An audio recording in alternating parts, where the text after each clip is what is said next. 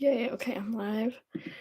I'm just gonna do a quick pre-show just to make sure that people can hear me and stuff. I don't know if anyone's here, but actually no one's here. But I'm just gonna do this quick pre-show and then we will get into my live stream. But I'm excited. This is my second live stream this week. So technically, this is my third podcast. So whoop whoop. I am treating you all to multiple videos of me. So yay. Um, but yeah. Okay, I'm gonna wait till the minute mark and then I'll go into my stream. So if you're here now, this is the pre-show, yay. I'm copying Bryce and doing a pre-show, but you know what? That's fine. But yeah. Okay. I have a new intro, so we're gonna do the new intro in like 30 seconds. um but yeah, it's Friday, so yay, it's like pretty much the weekend at this point. Um I don't know how long this live's gonna be. We'll see. Depends on how long I yap for. Hi, Super Nintendo dude. Hi, Jay. Um, yeah, I'm not using OBS today because I don't have anything to share. And this is just me talking, so this is just a regular YouTube live. But all right. Hello, guys, gals, and non-binary pals. This is your girl Sarah here from Sarah Talks Podcast to discuss rejection sensitivity dysphoria and my personal experience. Let me know what you think about that intro because I'm going to be using that from now on. um, but yeah, I'm going to go ahead and just get started. If you have any questions, feel free to put them in the chat and I will answer them if they're appropriate, but I don't think they're gonna be inappropriate. But yeah. um but yeah, so I'm awkward and I just keep saying I liked it a lot. I don't even have an intro to my videos. That's okay. Bryce and I actually just came up with it last night. Well, I actually came up with it because he was giving me suggestions for my intros and then I was like, "Ooh, what about this?" And then he was like, "Yeah, do that." So but anyway, today, as I said, we're talking about rejection sensitivity dysphoria. Um, and so I'm gonna share a little bit about what that means for those that don't know. So, give me one second. Um, so basically, the non-scientific definition of it is rejection sensitive dysphoria is when a person feels intense emotional pain related to rejection. Um, the word dysphoria comes from an ancient Greek word that describes a strong, if not overwhelming, feeling of pain or discomfort. It's not an officially recognized symptom or diagnosis, but it's still a term that experts use in connection with recognized conditions.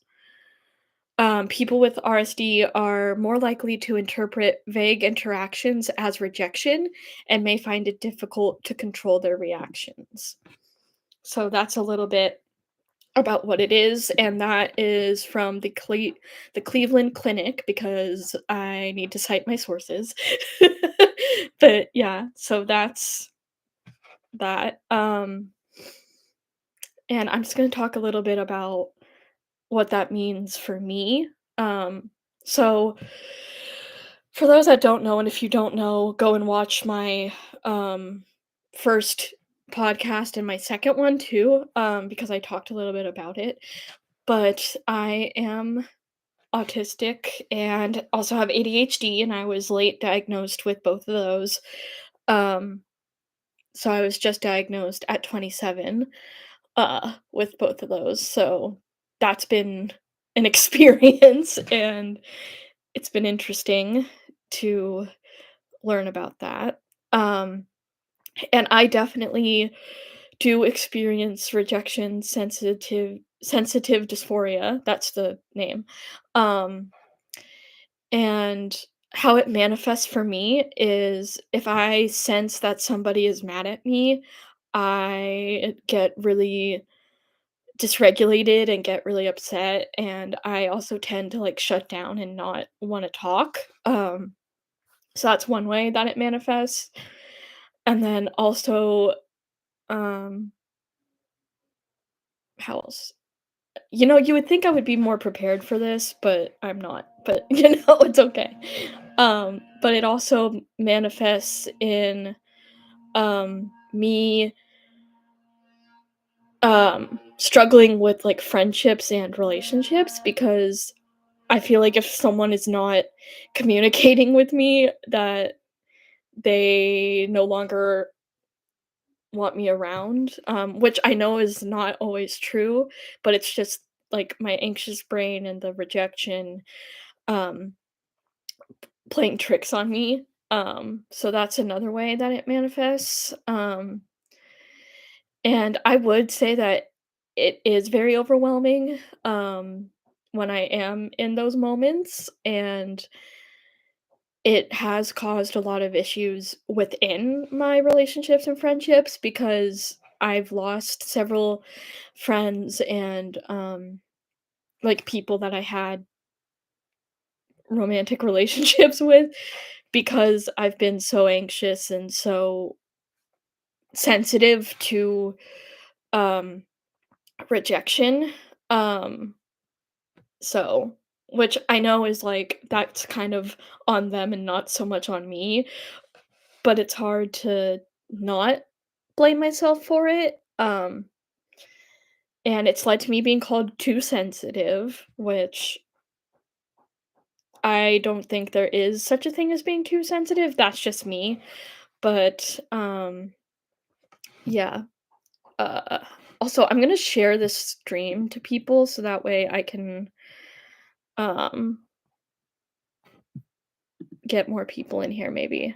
Hold on one second. Uh, actually, no, I can't while I'm live. Alright, that's fine. Um, oh, wait. Yes, I can. Okay. Sorry. I'm still learning how to YouTube properly. Um, but yeah, so that's a little bit about how my rejection sensitivity, um, manifests. Uh, I don't know how to speak. But yeah, there's no right or wrong way to YouTube properly. Thanks, Jay, I appreciate it.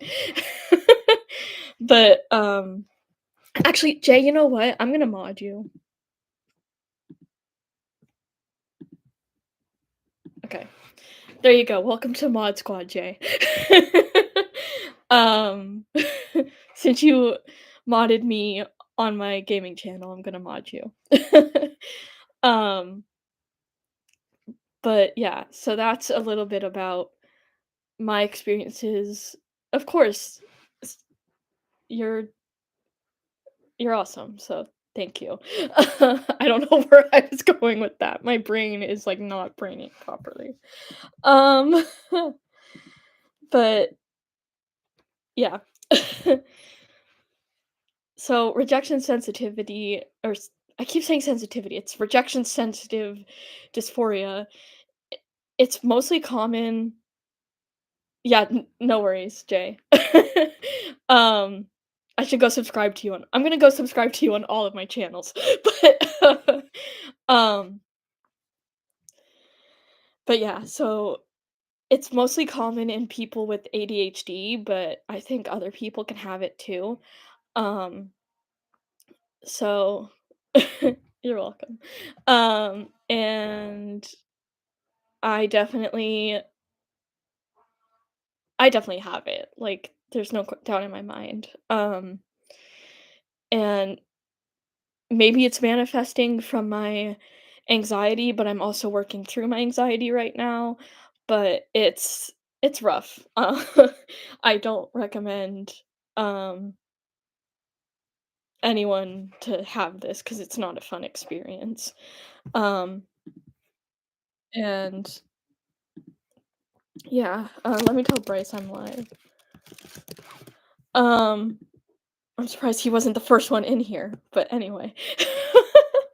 Um, but yeah, so like rejection sensitive dysphoria, it means to me that I um definitely internalize feedback and any little sign of like me being rejected, even if I'm not actually being rejected, makes me have a really strong. There we go, Bryce is here. Yay. I had to send you my live to get you in here, but okay, it's fine. uh but um now I lost my train of thought because Bryce got in here and I got distracted because I get distracted when I see people that I'm attracted to. Anyway, we're just oh, nice. We're just I'm just ranting. But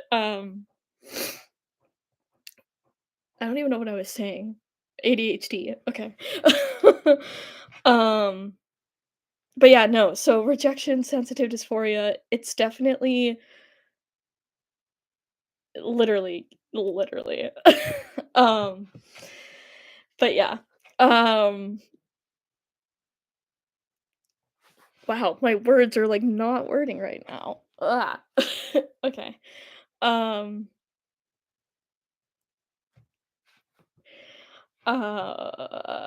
words. But yeah, no, it's definitely an overwhelming feeling, when I feel like I'm being rejected, even though I'm not, but, like, my brain is like, "Oh, they're being distant to you," like, "Oh, you're being rejected," like, "Okay." Cool, thanks, brain. Um, so that's kinda how it manifests with me.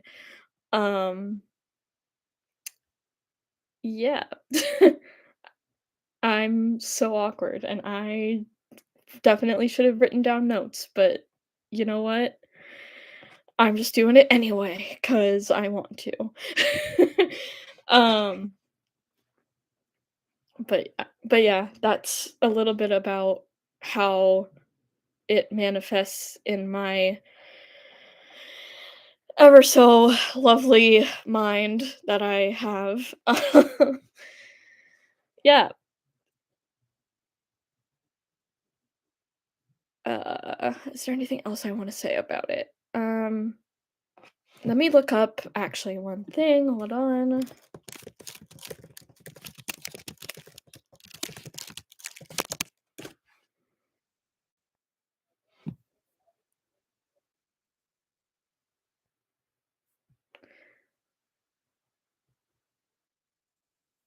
Um, so ways that, like yeah, I'm doing research right now.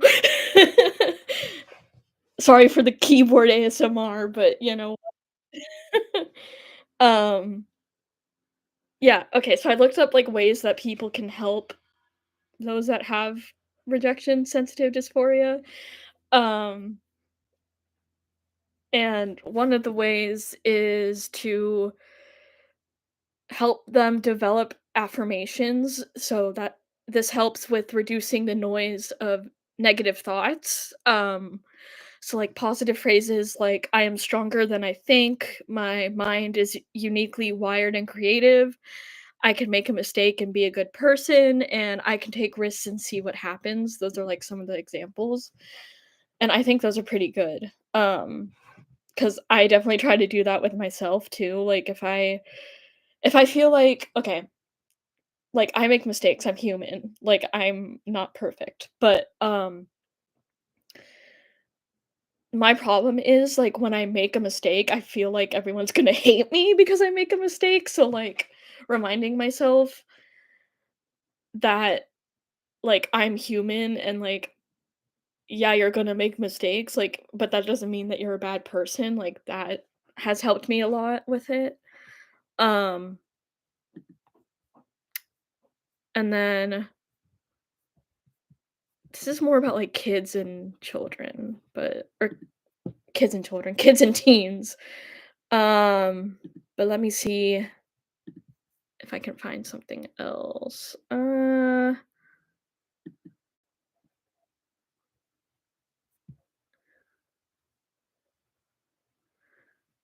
Oh, identify your strengths, that's good. This is more for, like, people that have RSD, but focus as much as possible on what you love to do and what you do well.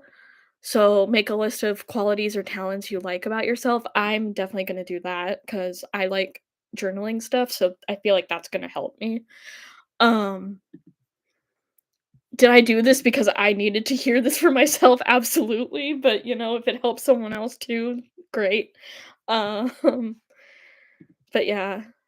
Um,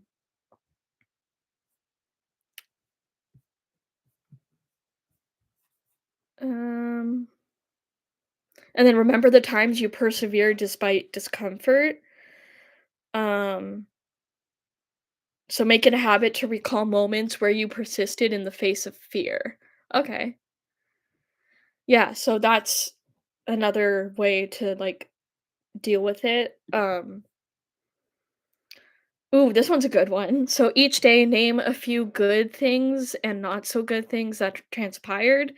This practice will teach you to de emphasize negative thoughts and shift your attention to what's working. My therapist would be so proud of me for doing this right now. I'm not even gonna lie.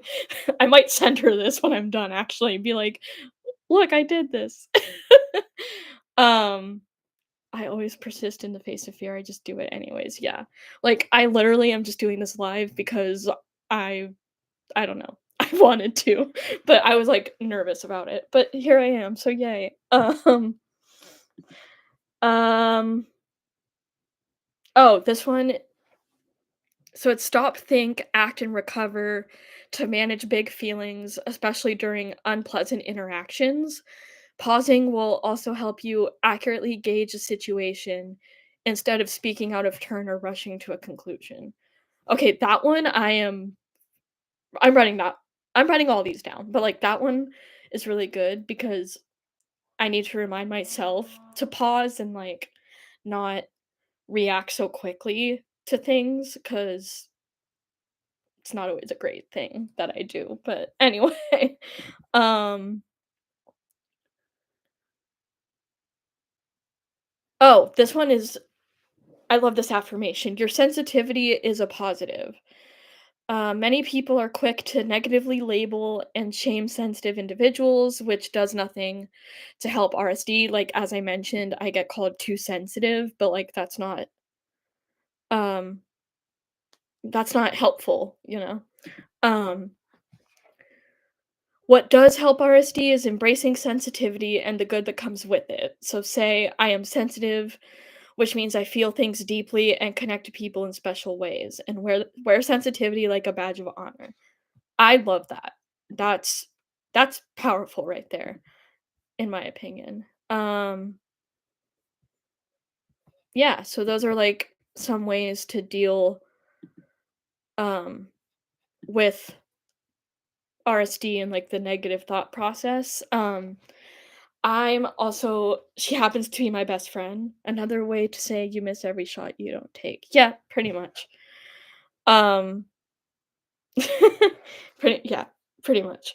But I she's my best friend, but, like, also my anxiety management coach, and she's been helping me a lot with, like, reframing and, like, positive affirmations and stuff. So, that's also been really helpful. Also, if you can, but I know with the state of the world right now, which I'm not gonna rant about right now because I already did that, um, but therapy is also super helpful, but I know things are kind of weird in the mental health realm right now, so I'm not gonna again, I'm not gonna rant about that. But yeah, seeing a therapist if you can, leaning into your support systems is also really helpful. Um, like if I know I'm feeling like extra sensitive, I'll kind of like just tell my support systems like, "Hey, I'm feeling XYZ whatever." So just like if I take something personally, like just know like it's my anxious brain talking, you know? You get rejected at 100% of the goals you never attempt. Yep, true. Um, but yeah, so like those are kind of like what I do to deal with it. Um, I say like and a lot. I really need to work on that. um, mm, oh, this is important to talk about, but what does it look like? So obviously because it's not a official diagnosis, there isn't really like a way to tell if someone's um experiencing RSD other than what I mentioned. Like with me, I shut down, I don't want to talk, or like I'll say like, okay, I'm just gonna shut up. Like that's usually indicators to other people if I'm experiencing it. So that's good to know. Um so yeah, people who experience RSD don't handle rejection well. In fact, they find it hard to describe what they feel and often use words like unbearable or devastating, and it could cause you to develop a serious fear of rejection too. That's interesting. I didn't realize that someone else could feel rejected from me feeling rejected, but it makes sense. Um,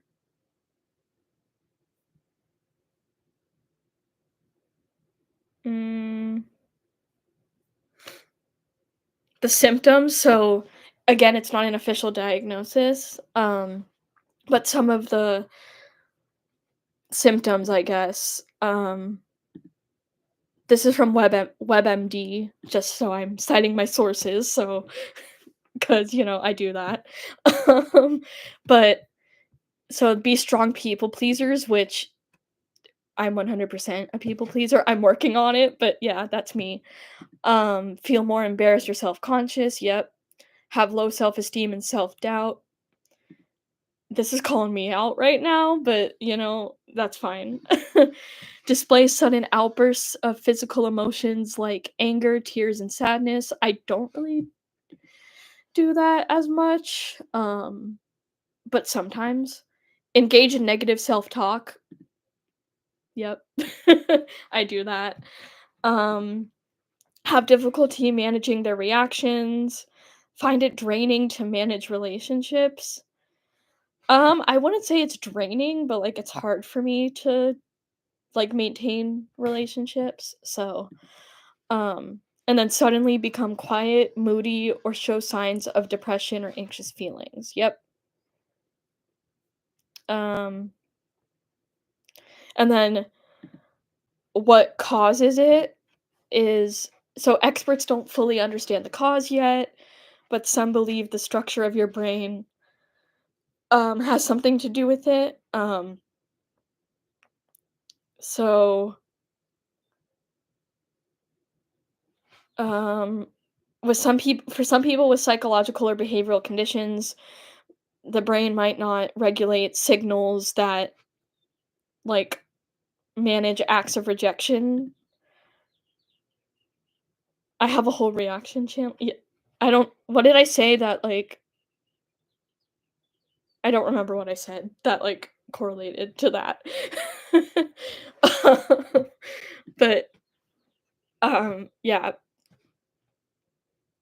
Okay, let me start this over. Okay. So the parts of the brain that process and respond to and manage acts of rejection, failure, emotional awareness, and negative messages are the amygdala and the prefrontal cortex. Um, they're located at the front of the brain and cause children, teens, and young adults to lose their temper and become frustrated or upset. Usually these parts of the brain get better at processing signals as you get older. Um, and then for some people with psychological or behavioral conditions, your brain might not regulate these signals properly. Instead, it might make negative emotions too painful to bear and overwhelming to manage or keep in check, and that's what emotional dysregulation is.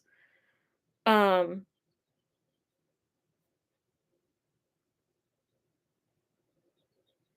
and then there isn't a diagnosis for it. Oh, something about me having reaction. Well, yeah, I do have a whole reaction channel. Um, so again, rejection sensitive dysphoria is not an official medical condition, so it might get mistaken for something else, like if a doctor is trying to diagnose you with stuff. But if you already have an ADHD diagnosis or another mental health disorder, then it's possible to recognize the pattern of behavior around rejection sensitivity, and it can be associated with those other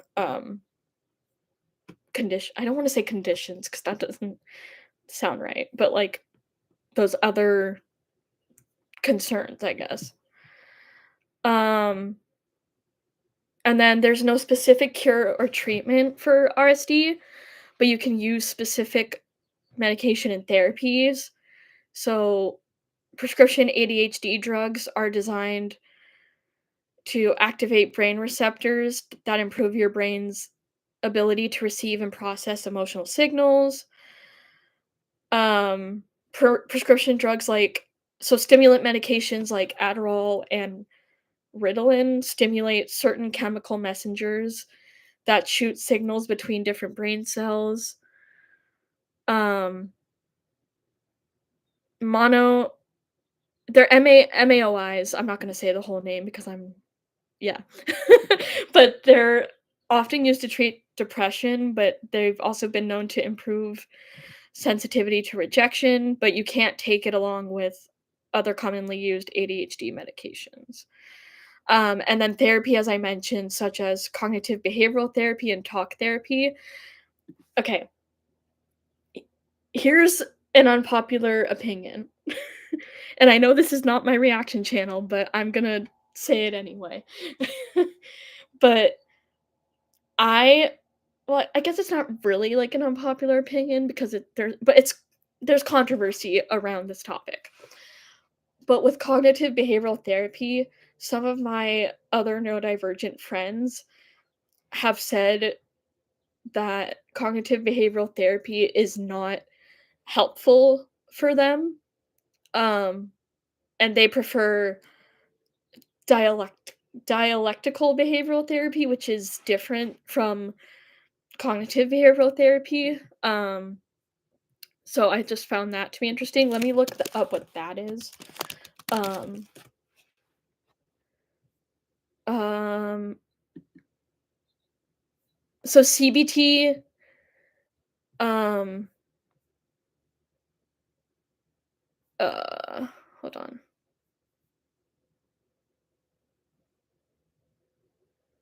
So CBT has been shown to be incredibly effective when treating depression.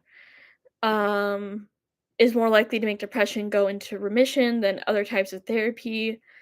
It's been proven beneficial in treating anxiety.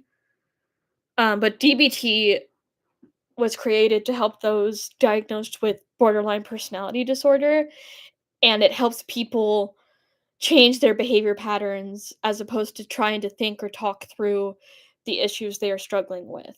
Um, so it's looking like DBT is more helpful for people with rejection sensitivity dysphoria, so that might be something to look into if that is something for you. Um, Also, DBT is it's typically done in a group setting and you do multiple sessions. So that's also another difference. But yeah, that's pretty much all I had to share about this. I didn't want this to be a too long of a live stream because I did do, like, over an hour yesterday. Um, but yeah, uh, I love you too. Um, but yeah, I'm gonna just go ahead and end it here. I'm still working on an outro, but I did do my intro, so go listen to that. Um, Jay signed off on it, so that's good. Um, but yeah, my next podcast, I believe I'm doing neurodivergent versus neurotypical relationships and kind of like how they differ. I will be more prepared for that. I will have notes, so it's not gonna be a mess. Um, and it's gonna be a video, not a live. But yeah, that's what my plan is because I'm trying to be more organized and plan out my stuff. No, this is just regular YouTube because I didn't have anything that I wanted to like share. Um, so this is regular YouTube live. Um, but yeah. But I do know how obviously I know how to do it on OBS, so um but yeah, so I am gonna go ahead and end it here. Like I said, I don't have an outro, so it's gonna be an awkward ending, but I will see you guys next time I do a podcast or on my reaction channel, which I linked in my last live. So go subscribe if you're not already. Um, and yeah, okay, I'll talk to you all later.